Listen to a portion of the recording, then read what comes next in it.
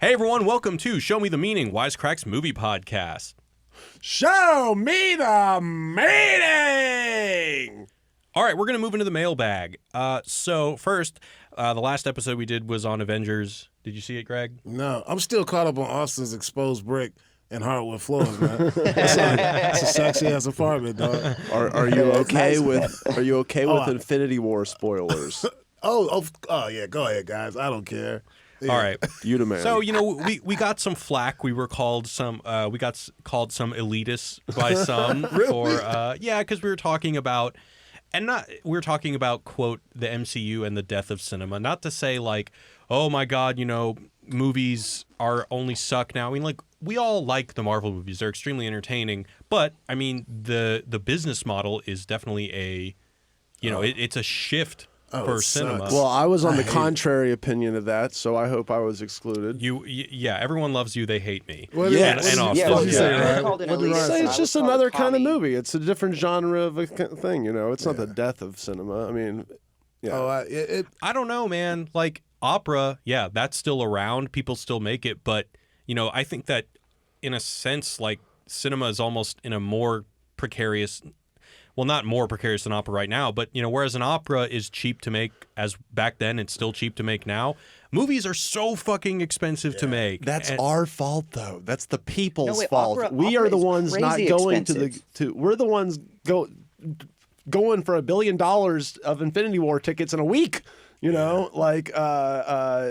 our fault, Jared. It's market. Well, I was going to say opera and theater are crazy expensive now. The average person can't go to see an opera show or see a theater show expensive on to the produce. Oh, you mean but I mean, don't you think the reason that it's expensive to consume is because it's expensive to produce, right? Well, yes, I mean, but also like the distribution. But that's also just the distribution model. When you make an opera, you can only show it to however many seats there are. Where when you make a movie, you can make as many copies as you want and go to whatever theaters. Right. Anyway, so Ryan, did you get any questions from the mailbag? Do you have? Oh no, I don't have anything. All right, so this email is from Gabor. He says, I wanted to chime in on the discussion you were having that superhero movies or more like superhero movies like the MCU are destroying cinema as an art form. I don't think that is true, although I'm not a movie expert. I think what the MCU is doing with cinema is exactly what McDonald's did with dining. You have a perfect understanding going in of what you will have for your money that will make you feel good, but also know that it won't be the experience that you will cherish forever. As Ryan pointed out, you are not taking a gamble. It will be good, but it won't be unforgettable. Both of them, the MCU and McDonald's, have a recipe which they have improved or perfected to a point where it just works. And then he says, this ties back to the point that Austin made about movies being a dopamine rush. The exact same thing is true for hamburgers and French fries, but that doesn't mean McDonald's has killed high dining. It's just created a safe choice. Anyway, that's just my 2 cents. Don't worry, good movies are still going to be made as long as there is a demand for them. I would agree with it. I do agree with him, especially the part about him agreeing with me. And but I will say that some of my most memorable meals have been at McDonald's. So I will say that every once in a while you get, you're like, damn, that was awesome. When you're drunk as shit and it's 4 a.m. Right, and you that's go what to I'm Denny's talking or about. McDonald's, I mean, fuck, Denny's. that's great, right? Denny's like, come on, I'm not gonna hate on the fast food model entirely, but I will say, Super Size Me is. Well, that's all I'm gonna say. I think all the comic book movies suck. I hate them all. You don't like one. I mean, yo, you don't like Deadpool. I didn't see. I stopped. Okay. I stopped years ago because I just saw it happen, and I was like, oh, it's just gonna be comic book movies every week now. I think it's like. Hollywood is like a drug dealer. It's like, oh, okay, you guys like Molly. Molly. Until you're done with Molly, I'm just going to feed you Molly. Molly. Oh, you guys are done with Molly? Here's some cocaine. You want some cocaine? Cocaine. And that's what these comic books movies are right now. Everybody's hooked on Molly, and they're just giving you guys Molly. So out of the 19 Marvel Cinematic Universe movies, how many have you seen? I've seen Black Panther just because I'm a black dude, and I got tired of people asking me, have you seen Black Panther? Have you seen Black Panther? And I was like, no, I haven't seen Black Panther. Really, you haven't seen Black Panther? That's the only reason I went to see it. So what did you think? Because I'm black and I had to go see it. I thought it was good. I thought it was like, had like a lot of bullshit, racial shit with it that I was just like, Yeah, it just made me like, I saw this movie. Oh, people are going to hate me for this. Only because I was black. Only. I mean, because I was black. I mean, there's something This is a safe space, Greg. I know. But I like the movie, but it's just another comic book movie, and I'm so done. I mean, that's how they get you, man. They make it like it's a cultural it's a cultural necessity for you to see this movie. I mean, that's the best marketing campaign ever. Totally. It's like, you either see this movie or you're a regressive. Yeah. Or you're against your race. Yeah. So many black men, all my black friends are like, you haven't seen Black Panther yet? And the face they made? I was like, all right, I'll go see it. Did anyone say that to you about Moonlight? No, but I saw Moonlight because it was a good movie that had to deal with gay relationships. Period. That was a movie. But I read comic books as a kid, and I got enough of it as a kid, and I think all these movies could be on TV on Saturday. That's my thought. That's exactly. So my friend that is the London-based director that I've mentioned a couple of times on the podcast, that's exactly what he said about this last Avenger film. He said this is like us tuning into the season, like I think it was like the 2-part season finale of the longest Saturday morning cartoon or something. Right. Totally. Well, it's just like the extra spectacle. Like Ryan said, movies are becoming like rides. Like same way that I can only get this rush by going to a roller coaster at Six Flags. It's the same thing with a movie. It's like, why leave my apartment just for a piece of narrative content? Oh, I'm only going to go to a theater when I can get like a pure spectacle of CGI just assaulting my brain and making me feel But more to this, I want to take a second to just talk about elitism, because I'm very torn about this idea of just how. And I think it's an interesting thing to talk about in the context of this movie, because this is a very interesting viewing experience for me, because on the one hand, I hate the kind of elitism that's portrayed in The Devil Wears Prada.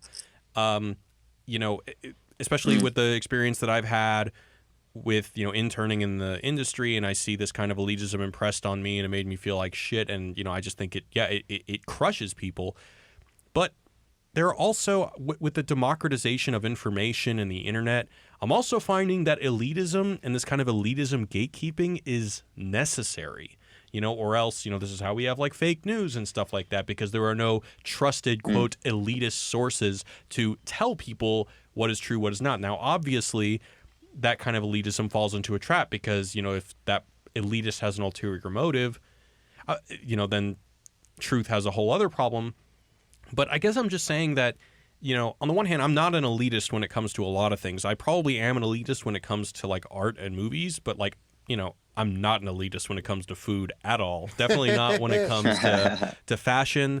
But I guess I just wanted to say to people, like, yes, elitism is frustrating. Yes, it's, not the, who wants to be around someone who's an elitist about everything? I give myself the rule that it's okay to be an elitist about one thing, and but we can't discredit it entirely. I think that's really dangerous to say that, all elitism or like is bullshit, and we should go with the populist version of everything.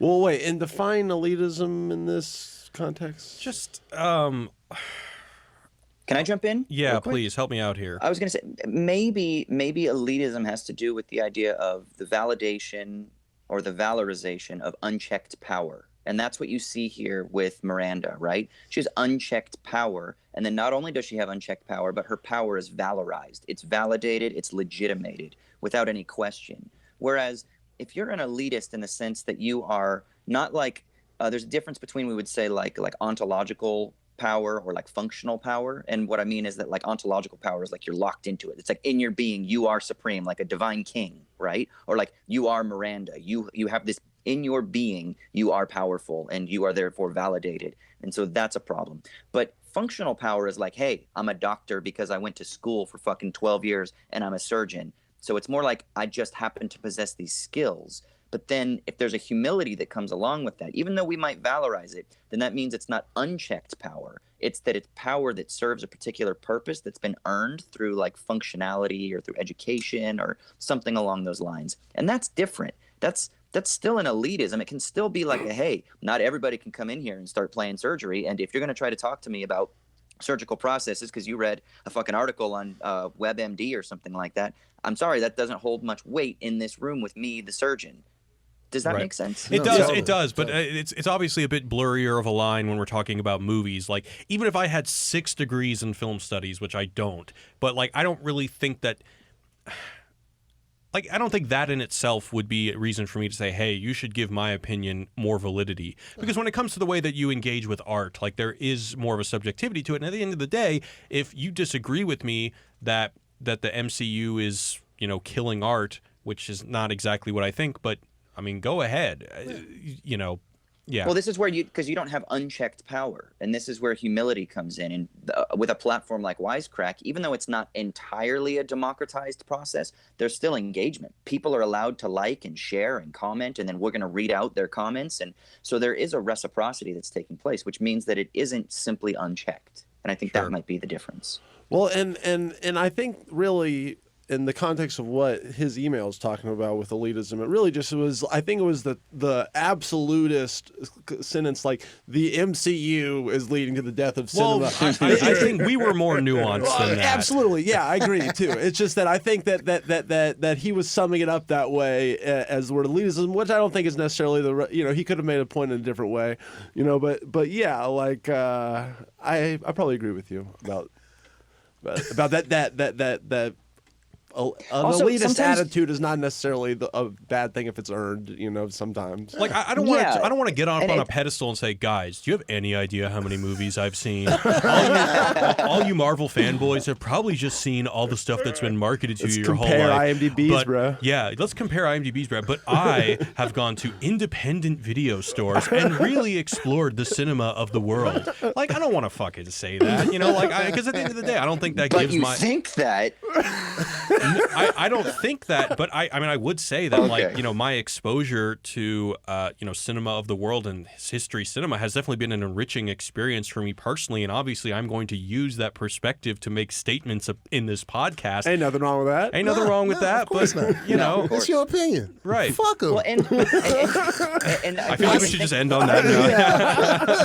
Yeah, if you don't like and part of the reason people love Wisecrack so much, too, is because you do take opinions on things, right? And you do kind of say this is how it is. And in this day and age of like Twitter and clickbait and stuff like that, there does tend to be like a little bit of an over rhetorical strategy. Like, we say stuff that, like, yeah, this is the death of this is the death of cinema. I mean, do I literally put a gun to my fucking head? Do I literally think that movies aren't going to be made anymore? No, of course not. I'm being a bit rhetorical because, it's fucking Twitter world, man. That's how we got to speak to try to get clicks and shit like that. And even if it's conscious or not, that's just how we talk now. We're way more dramatic than we need to be, is what I'm trying to say. If 1 billion people came out to watch cats cuddle on movie screens, you'll only have cats cuddling on movie screens. Yeah. That's true. Look, Hollywood is about making money, guys. I don't care what you think it is. If you love these Marvel superhero movies, or if you love these Great Expectations movies, whatever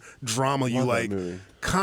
Hollywood wants to make dollars. That's why you have Roseanne out again. Comedy, they want to make money. They don't give a shit what you think or how you feel. They just want your ass in seats. That's all. And the way you get asses in seats is by making an event. And like the Avengers is an event. Moonlight's Roseanne was an event. Yep. Black Panther is an event. It's a cultural event. Yeah. Moonlight is not an event for some reason. Nope. Yeah. But a good-ass movie. Yeah. All right, on that, we're going to wrap it up. So I want to thank everybody for coming in. You know, Moonlight was a cultural event? It won the Best Picture. It won the Best Picture, but it made what, like $15 million cumulatively even after the Oscar? Totally. But it won Best Picture. A lot more people know about it than have seen it probably, but still. Good I would movie. say it had a cultural moment. To Greg's point, that's not going to get that director hired to make another movie. The only thing that is fucking money. He'll get him hired. He won't get that money, though. But that's just, hey man, I hope he makes a superhero movie. I hope he makes like But that's the thing. It's like if you make Moonlight, your reward is okay. Now you get to make a superhero movie by committee. Well, that's what Ryan Coogler did. Exactly. Right? Yeah. Hell yeah. Good for Coog too. Good Oakland dude. Yeah, exactly. He's making fucking huge movies. Get that money and then go back to making some feel good prestige pieces. Yeah, go back to doing that shit. Kissing babies. Yeah, My homie make just made the Creed new Bobby 2. Brown special that's going to be aired on. God, I can't remember on what channel it is, but the new because they did like the New Edition. God, what was the name of? Yeah, they did the New Edition special. Now they did the Bobby Brown one, and he just directed that. And I'm kind of like, all right, now I'm just waiting for them to like throw cash at him and direct the next big sort of superhero film or fucking Tom Cruise film or something. They do Bobby's life. Yeah, they're doing it right now. It's coming out. They just released the first trailer. Oh, I want to see it. Yeah. Let's talk, Austin. I want to see this. Cool, guys. All right, before we sign off, where can we find you guys on the internet? Oh, I'm at Greg the Grouch on Twitter, Greg Comedy on Instagram. But check my Twitter out. It's just funny. Ryan? Ryan's Game Shows on YouTube and Facebook. I released a video today about elephant art censorship. They're censoring elephant painters now. It's a tragedy. What? Check it out. Ryan Shorts. You can hit me up, Austin_Hayden on Twitter. My other podcast, Owls at Dawn, just released an episode actually that was related to our Show Me the Meaning episode on 40-Year-Old Virgin. We talk about incels and sex redistribution and shit like that. So brand new episode. Check that shit out. Owls at Dawn. But you can hit me up on Twitter, Austin_Hayden. Cool, guys. All right, well, that just about does it. So we will see you next week. And I know that we said that in the description of this podcast, we said we're doing The Matrix this week. We're doing it next week. So The Matrix is next week. Yes, that will Cool. be the one. All right, well, that's it for today. See you guys. Goodbye from Hollywood, California.